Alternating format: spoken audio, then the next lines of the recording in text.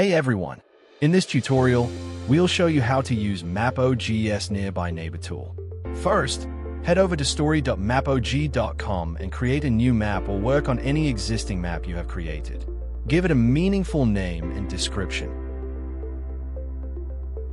I've already added a dataset of buildings in a country, and I want to find the nearby pharmacies in each building. If you're not sure how to add layers, check out our tutorials on that.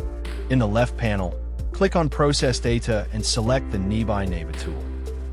Select the main layer data from which you want to have Nearby Neighbor, in my case building.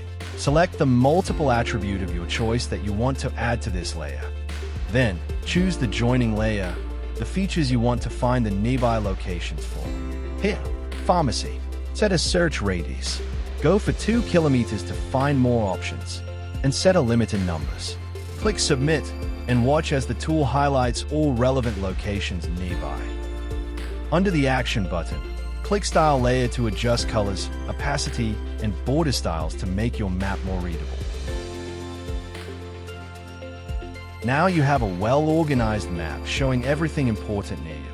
Whether you're a traveler, a researcher, or just someone exploring their neighborhood, this tool saves time and effort.